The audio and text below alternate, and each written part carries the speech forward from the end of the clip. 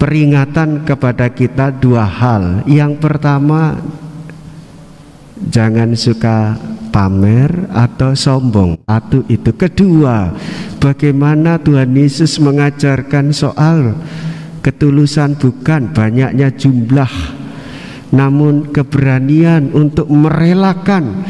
Itu satu peser, satu duit direlakan, dipersembahkan ke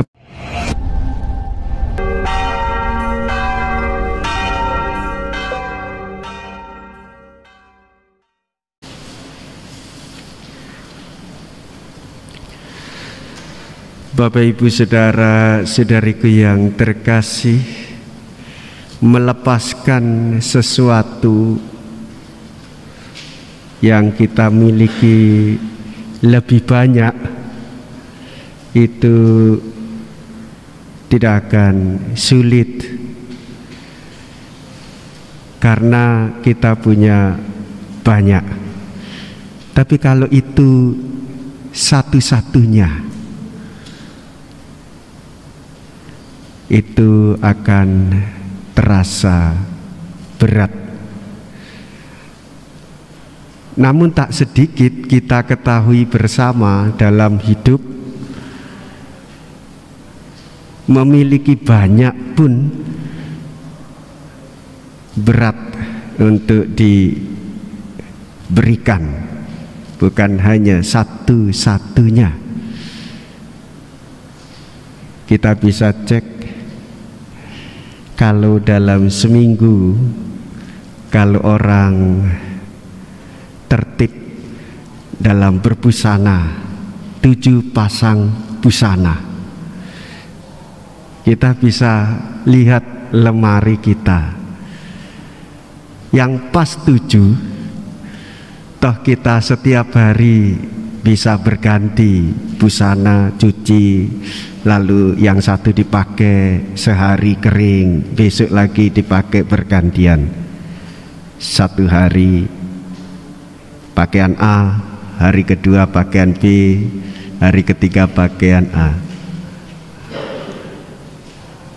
Di lemari kita pun bertumpuk pakaian, bahkan bisa kita sampai lupa kapan ini kita beli atau diberi oleh siapa. Ketika kita diminta untuk berderma, semisal masa Advent, masa Prapaskah, itu juga berat. Nah, saudara-saudariku yang terkasih, ini juga menjadi tantangan di dalam hati kita, melepaskan apa yang berharga bagi kita, kenangan-kenangan indah, kenangan-kenangan lama, yang besar, yang sedang, yang kecil, yang banyak, yang sedang, yang sedikit jumlahnya, ternyata itu ditentukan pada bagaimana kerelaan kita untuk melepaskan, ketulusan kita untuk memberikan. Karena kuncinya di situ. Karena kalau tidak ikhlas, tidak rela, tidak tulus, maka itu akan melekat. Benar apa yang disampaikan Tuhan, di mana hartamu, di situ hatimu. Dan hari ini, selain kepada orang banyak, Tuhan Yesus juga memberikan peringatan kepada kita dua hal. Yang pertama, jangan suka pamer atau sombong dengan apa yang kita punya. Kemampuan membaca kitab suci dan bisa merenungkan, membagikan kepada banyak orang.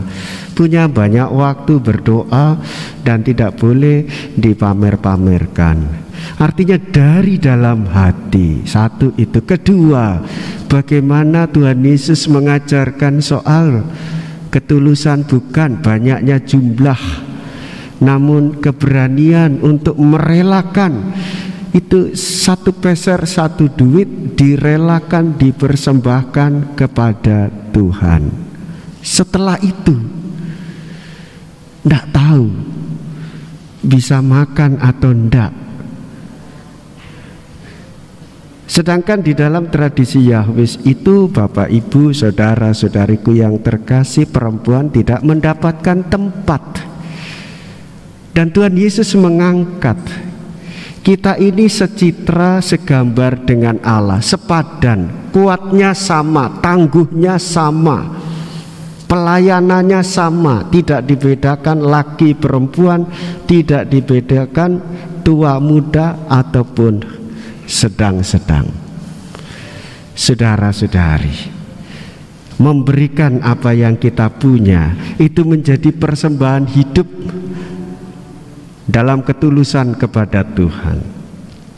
Dan kita bertanya, siapa yang menjadi guru teladan hidup kita? Pertama, kita tahu sumber keteladanan itu dari Yesus sendiri. Kedua, Tuhan Yesus mengajarkan bagaimana kita hendaknya tulus dan rela memberikan apa yang kita punya meskipun kita kekurangan. Tiga, hidup orang-orang suci. Bunda Maria, hidup orang-orang suci. Santo Stefanus, hidup orang-orang suci. Santo Yosef, Santo Yohanes Maria Vianney. Mereka lepas bebas tanpa ikatan material kehidupan duniawi, mau merelakan.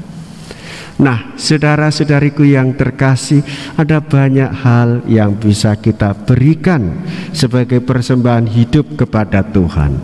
Kalau di dalam hidup berkeluarga, kita sendiri pun memberikan banyak waktu untuk keluarga, sharing, mendengarkan, berdoa bersama, membaca kitab suci bersama, bergantian. Tidak melulu kepala rumah tangga, tetapi anggota-anggota yang lain juga bisa men-sharingkan pengalaman iman yang dikaitkan dengan pengalaman kehidupan keseharian. Kuncinya adalah kerelaan dan ketulusan untuk mau belajar dan memberikan apa yang kita miliki.